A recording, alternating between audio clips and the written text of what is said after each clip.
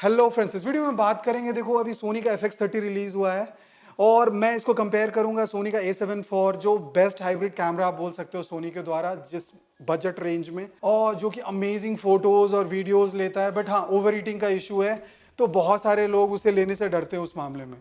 तो हम दोनों कैमरा को कंपेयर करेंगे। सबसे पहले A7 IV के एडवांटेजेस आपको बताएंगे कि FX30 के कंपैरिजन में क्या क्या एडवांटेजेस हैं। पहला है कि A7 IV आपको एक लाइक फुल फ्रेम सेंसर देता है। तो फुल फ्रेम सेंसर के क्या क्या एडवांटेजेस हैं कि आपको बेटर डायनेमिक रेंज मिलेगा। A7 IV का जो सेंसर है वो आपको 33 मेगापिक्सल का है और ये 26 मेगापिक्सल का जो FX30 है। तो आपको वहाँ मेगापिक्सल एडवांटेज मिलता है और जब आप इसको रिकॉर्ड, जब बेसिकली आप जो फोटोज़ वगैरह लेते हो तो ज़्यादा क्रॉप कर सकते हो।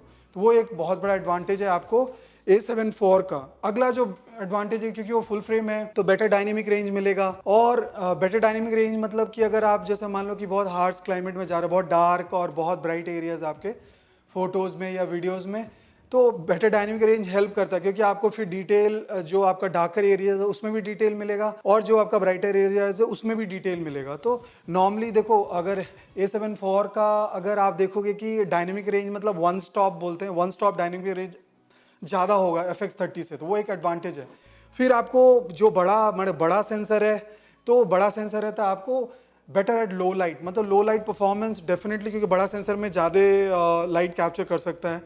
तो डेफिनेटली आपको लो लाइट में A7 IV का आपको थोड़ा सा बेटर परफॉर्मेंस मिलेगा। फिर अगला A7 IV का जो एडवांटेज है आपको, कि आप देखोगे कि इसमें मैकेनिकल शटर है और ये फोटोग्राफी और वीडियोग्राफी दोनों के लिए बना हुआ, मेजरली ये फोटोज़ के लिए बना हुआ है। तो इसमें आपको 10 फ्रेम मैंने 10 फ्रेम्स पर सेकंड के रेट से आप फोटोज़ ले सकते हो, जो डेफिनेटली आपको बहुत बड़ा एडवांटेज देता है। जिस तरह से मैंने मेगापिक्सल की बात करा, तो वो फोटो में तो डेफिनेटली A7 IV का बहुत बड़ा एडवांटेज है। फिर अभी देखो कि क्या होता है कि देखो, मैंने अभी यहाँ पे मान लो कि 1.8 पे मैं रिकॉर्ड कर रहा हूँ। तो अगर मैं 1.8 पे रिकॉर्ड कर रहा हूँ, तो आपको जैसे ये फुल फ्रेम कैमरा पे मैं मान लो कि S5 पैनासोनिक S5 पे रिकॉर्ड कर रहा हूँ, तो फुल फ्रेम कैमरा का जो ब्लरीनेस है पीछे, उसी अपर्चर पे 1.4 पे अगर मैं क्रॉप सेंसर पे करूं और 1.4 अगर मैं फुल फ्रेम पे करूं, मेरे को फुल फ्रेम पे डेफिनेटली आपको क्या होगा कि ज़्यादा ब्लरीनेस मिलेगा, मतलब सिनेमैटिक फील आपको चाहिए होता है। अब मैरिज फोटोग्राफी करते हो या वीडियोस लेते हो, तो आप ब्लरीनेस डाल दो तो आपको लगता है कि सिनेमैटिक इफेक्ट हो गया। तो नॉर्मली फुल फ्रेम का वो डेफिनेट एडवांटेज है। आपको क्रॉप सेंसर में आपको फिर ज़्यादा हायर बड़ा अपर्चर वाला लेंस लेना पड़ेगा अगर उस तरह का इफेक्ट आपको चाहिए। नॉर्मली A7 IV का देखो क्या है कि ये बेस्ट हाइब्रिड कैमरा क्यों बोलते हैं। अगर ओवर हीटिंग हटा दें, ओवर हीट होता है नॉर्मली ये कैमरा, तो प्रोफेशनल कंडीशन में बहुत सारे लोग डरेंगे। फोटोज़ में तो डेफिनेटली बहुत अच्छा कैमरा है, और वीडियोस में भी अगर आप तोड़ तोड़ के वीडियोस ले रहे हो, लगातार नहीं ले रहे हो, तो ओवरहीट नहीं करेगा। बेसिकली जैसे ये फुल फ्रेम है तो आप इसको क्रॉप मोड में, क्योंकि ये 33 मेगापिक्सल का है, तो आप इसको क्रॉप मोड में भी रन कर सकते हो। नॉर्मली जैसे अभी देखो कि ये A7S3 है, इसका जो सेंसर है इतना हाई मेगापिक्सल नहीं है, तो इस पर मैं क्रॉप नहीं चला सकता हूँ। तो आपको देखो कि A7 IV में आपको अगर ओवर हीटिंग का इशू नहीं होता, तो डेफिनेटली ये बहुत बेटर कैमरा है। आपको बहुत बेटर नहीं, या जो भी मैं बोलूँ कि फोटोज़ एंड हाइब्रिड, अगर हाइब्रिड को आप कंसिडर करते हो तो फोटोज़ और आप देखोगे कि वीडियोस कंसिडर कर रहे हो, तो A7 IV definitely better camera है FX30 से। बट हाँ, आपको उसके लिए प्राइस भी देना पड़ता है। अगर US के उसमें देखोगे तो मान लो कि A7 IV आपको $2500 में मिलता है और FX30 वहाँ पे $1700 पे लिस्ट हुआ है, 17 से $1800। तो नॉर्मली आपको $700-800 का डिफरेंस है, मतलब 50-60 हज़ार रुपये का डिफरेंस है।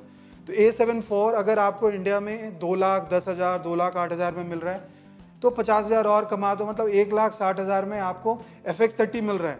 और उसके लेंसेज भी आपको बहुत मतलब जो क्रॉप सेंसर लेंसेज होते हैं वो सस्ता पड़ता है आपको, लाइटर होता है, इजी कैरी करना रहता है। तो डेफिनेटली वो सारे एडवांटेजेस, तो मैं अगले पार्ट में आपको FX30 के एडवांटेजेस बताऊंगा। देखो, तो अभी मैं इस पार्ट में बात करूंगा कि जो FX30 के एडवांटेजेस हैं A7 IV के कंपैरिजन में। तो FX30 के क्या क्या एडवांटेजेस हैं। पहला ये है कि ये आपको 16 बिट रॉ, मतलब अगर आपको HDMI से एक्सटर्नली आपको रिकॉर्ड अगर करना है, तो निंजा 5 और उन सब पे रिकॉर्ड करना है, तो आपको रॉ वीडियोस मिल रहा है, वो भी फुल HDMI से 16 बिट का।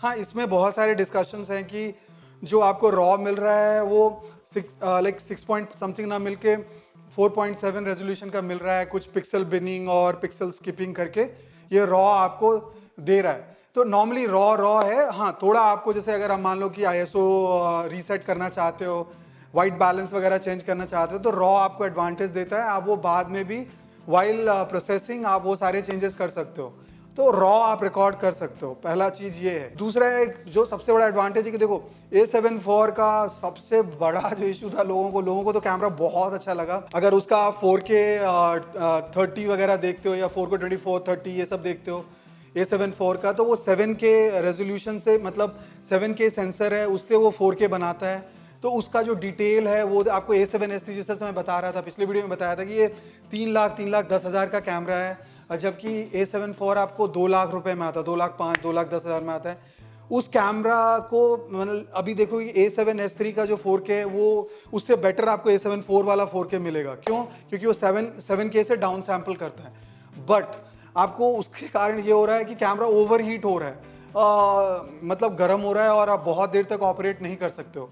तो वो एक डिसएडवांटेज हो। तो इसमें आपको FX30 में आपको एक कूलिंग फैन सोल्यूशन दे रखा है। अगर पहले भी अगर छोटा सेंसर है, उतने सारे पिक्सल्स अगर मान लो कि रीड नहीं करना है या उतने पार्ट को रीड नहीं करना है, तो नॉर्मली ओवर हीट होने के चांसेस कम है, और होता भी है।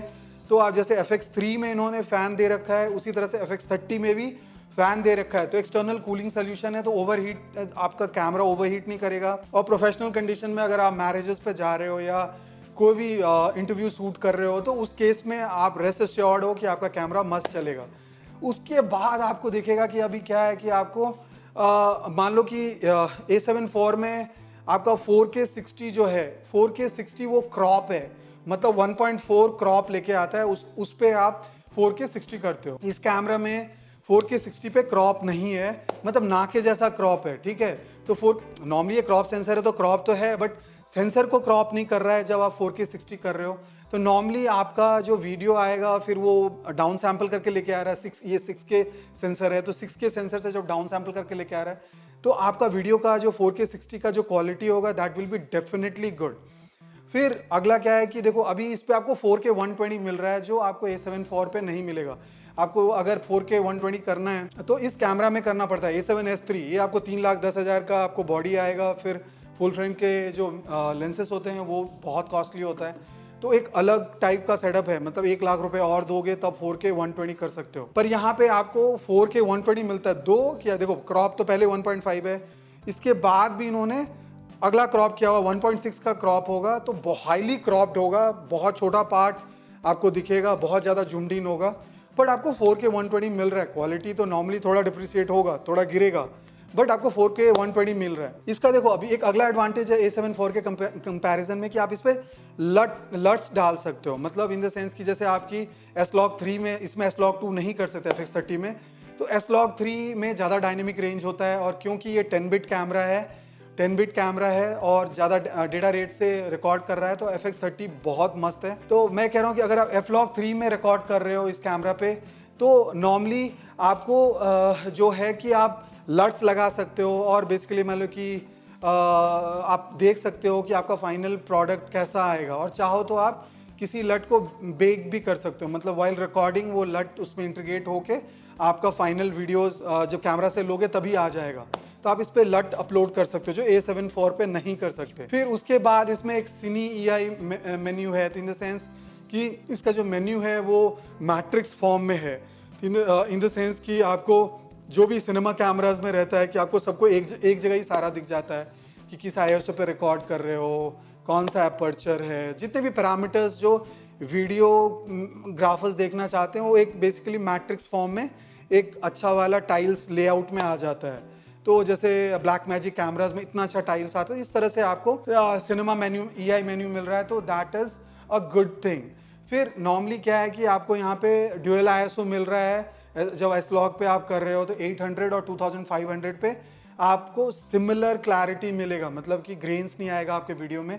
तो आपको यहाँ पे ये एडवांटेज है कि आपको 2 ISOs मिल रहा है, 800 और 2500। नॉर्मली क्या होता है कि जैसे इस देखो आप मान लो कि ये A7S III है, तो इसका 12800 पे दूसरा ISO है जो ड्यूअल ISO में, वहाँ 640 है और एक 12800 समथिंग पे है। 12,800 पे है। तो नॉर्मली बीच वाले में आपको वहाँ पे बहुत सारा वो मिलेगा, क्या बोलते हैं, ग्रेन्स मिलेगा। तो नॉर्मली यहाँ पे आपको नज़दीक में ही 8,000 और 2,500 पे 2 ISOs मिल रहे हैं स्लॉक 3 पे जब रिकॉर्ड कर रहे हो। तो आपको बहुत क्लियर इमेजेस इन दोनों ISO पे मिलेगा। मान लो कि अगर आप मल्टीपल कैमरा से रिकॉर्ड कर रहे हो तो आप यहाँ पे टाइम कोड दे रखा है, तो टाइम कोड से आप बहुत इजीली मल्टीपल कैमरास को सिंक कर सकते हो। तो ये डेफिनेटली एक एडवांटेज है, समझ रहे हो। तो बोलते हैं कि वीडियो में ऑडियो बहुत इंपॉर्टेंस रखता है, तो ये बेसिकली FX3 की तरह FX30 भी आपको एक एक्सटर्नल रिकॉर्डर के साथ सेटअप देता है, जो आपको $400 जैसा, मतलब 30-32 हज़ार रुपये का आपको एक एक्सटर्नल एम्पलीफायर्स और उसके साथ पूरा सेटअप देता है, जो आप लगा के फिर उसको आराम से रिकॉर्ड भी कर सकते हो। तो बेसिकली एक आप XLR माइक्स वगैरह ऐड कर सकते हो। तो डेफिनेटली आप कुछ और एक्स्ट्रा पैसा खर्च करोगे तो आपको प्रोफेशनल ऑडियो क्वालिटी वाला वीडियो विद ऑडियो क्वालिटी जो आपको बहुत ही अच्छा मिलेगा, डायरेक्टली आप कैमरा में बेक कर सकते हो। अगर आपको FX30 समझना है तो FX3 समझ लो, जो 3,70,000 3,60,000 का कैमरा है, उसका आधे प्राइस पे ये मिल रहा है और सेम बॉडी है। FX30 का और FX3 का सेम बॉडी है, बहुत सारे माउंटिंग पॉइंट्स हैं, आपको रिग लगाने का ज़रूरत नहीं है। आपको माइक्स अगर मतलब माइक लगाना है, आपको लाइट लगाना है, आपको कुछ भी एक्सटर्नल चीज़ें आपको अगर इस बॉडी पे लगाना है तो आप इजीली माउंट कर सकते। और ये बहुत ज़्यादा वीडियो सेंट्रिक कैमरा है, तो इसमें बहुत अगर आप देखोगे कि जो बटन लेआउट्स हैं वो वीडियो फीचर्स को असिस्ट करता है, मतलब क्लियर कट रेड बटन होगा। और अब वीडियो मतलब सेंट्रिक कैमरा होने के कारण जो बटन लेआउट्स हैं, बहुत सारे कस्टमाइजेबल बटन्स हैं, तो आपको वीडियो लेते समय वो बहुत ही ज़्यादा आपके लिए इजी पड़ेगा। जो लास्ट पॉइंट है कि देखो अभी क्या है कि ये बहुत बड़ा कंप्लेन है कि जैसे इनका एक बहुत ही मस्त इनोवेशन है कि एक ही कार्ड स्लॉट में आप CF express card type A भी डाल सकते हो और नॉर्मल आप SD कार्ड भी डाल सकते हो।